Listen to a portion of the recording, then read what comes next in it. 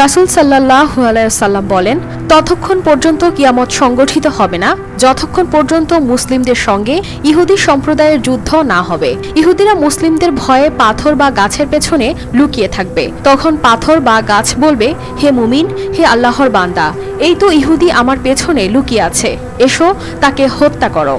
তবে কি কিয়ামত সন্নিকটে? এমন প্রশ্নই জন্ম দিচ্ছে গোপালগঞ্জের মুকসুদপুর উপজেলার গজিনা গ্রামের গাছের কথা বলার ঘটনা। গাছকে সালাম দিলে উত্তর দিচ্ছে, মুসলিম কিনা জিজ্ঞেস করলে দিচ্ছে তার উত্তরও। আপনি যদি এখন না বলেন তাহলে তো এটা ভুল প্রমাণিত হবে যে আপনি কষ্টে আছেন। আপনি বলছেন যে আপনি কষ্টে আছেন, তো কষ্টে সত্যি সত্যি কষ্টে থাকলে তো জানান। গাছকে কাটতে গেলে গাছ বলছে, আমাকে কাটিস না। এমন গুজব চাউর হতেই এলাকা জুড়ে সৃষ্টি হয়েছে চাঞ্চল্য। গাছের মধ্যে কোপ দিছে, আমার মারিস না, সারা দৌড়া গেছে, অনেকটি মানুষের ডাক দিছে, বিশ্বাস করে নাই। পরে একটা বড় বেড়ে এসে পরে শব্দ শুনছে, পরে সবাই এসে পরে সবাই জানছে। আমি সালাম দিলাম, গাছে বলে যাই বলি না কেন আমি বলে। গাছ কথা বলে, এমন ঘটনা মুহূর্তেই ছড়িয়ে পড়ে সামাজিক যোগাযোগ মাধ্যমে। তাই গাছের সাথে কথা বলতে ভিড় করেন অসংখ্য মানুষ। কেউ মনের আশা পূরণের জন্য মানত করেন, কেউ নিয়ে আসেন টাকা পয়সা, কেউ আনেন হাঁস মুরগি।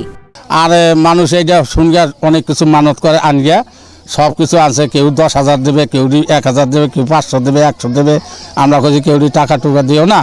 গত 14 জুন শুক্রবার বাগানে খেলা করছিল বাড়ির শিশুরা। খেলতে খেলতে এক পর্যায়ে পাশে থাকা একাশিয়া গাছ বা লম্বু গাছে ধারালো অস্ত্র দিয়ে আঘাত করে শিশুরা, আর তাতেই গাছটি নাকি কথা বলে ওঠে। পরে বাড়ির লোকজন জানতে পেরে গাছের গায়ে কান পেতে আওয়াজ শুনতে পান, আর এই গুজব ছড়িয়ে পড়তেই শুরু হয় চাঞ্চল্য। কুদিয়ে না কি জানি কাছি দিয়ে হয়তো যে কোনো একটা দিয়ে গাছে আঘাত করছে। আঘাত করার পরে গাছে একটা কোয়ানের শব্দ দিয়েছে, এরকম করে। ও ভয়তে কাছে কি ছড়ে গেছে। পরে সে ধরনের আমাকে মতন বড় মানুষ এসে দেখছে যে না, ঘটনা সত্য। পরে আমার স্বাস্থ্য ফরিদ ও আইসে আই দেখে না, ও পরে সে সবাই জানাই দিছে। লোকজন ভিড় করে বিধায় গাছের মালিক এতে গোবর লেপে দেন, আর এরপর তিনি অসুস্থ হয়ে পড়লে সকালেই গোবর পরিষ্কার করে দুধ আর ডাব পানি দেওয়ার ব্যবস্থা করা হয়। কাকি আর কি এত লোক আসে দেখে বিরক্ত বোধ মনে করে, তো কাকি আর কি গাছে গোবর দিছে যে লোকজন যাতে না আসে। গাছে গোবর দিছে, গোবর দেওয়ার পরে সে নাকি একটু অসুস্থ হয়ে গেছে। গোবর দেওয়ার পরে পরে সকালে গোবরটা আর কি ধুয়ে দিছে, ধুয়ে দেওয়ার পরে দুধ পানি দিছে, ডাব দিছে। স্থানীয়রা জানান, গেল এক সপ্তাহ ধরে কথা বললেও গত 21 জুন বৃষ্টির পর থেকে আর কথা বলছে না গাছটি। আবার কেউ কেউ অতি উৎসাহী হয়ে বলছেন, গাছ সকলের সাথে কথা বলে না। শুক্রবার দিন বিকেল বেলা গনে এই অবস্থা, তারপরে এতদিন চলছে, কিন্তু আজকে শুক্রবারে নামাজ পড়ে আজকে কান পাচ্ছি 3-4 বার নাই। আমি ঢাকা থেকে আসছি, আমি ফেসবুকে দেখলাম অনেক মানুষ ভাইরাল করছে এটা। আইসা দিই হ্যাঁ গাছে কথা বলে, গাছে কান পাতলে একটা করে একটা আওয়াজ ওঠে। তবে অনেকেই মনে করছেন, অনুসন্ধান করে ঘটনার সত্যতা উদ্ঘাটন প্রয়োজন। সঠিক তদন্ত হলে বিষয়টি গুজব কিনা তা জানার পাশাপাশি প্রতারণার হাত থেকে রেহাই পাবে সাধারণ মানুষ।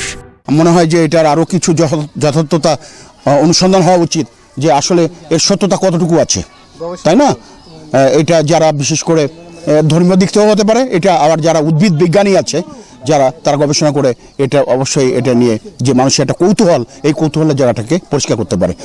এছাড়া পবিত্র কোরআনে সূরা নূরের 41 নং আয়াতে বলা হয়েছে, গাছও তাদের নিজস্ব ভাষায় আল্লাহর তাসবিহ পাঠ করে। তাদেরও নিজস্ব ভাষা আছে, তবে গাছের সেই ভাষা সাধারণ মানুষের শোনা বা বোঝার কথা নয়।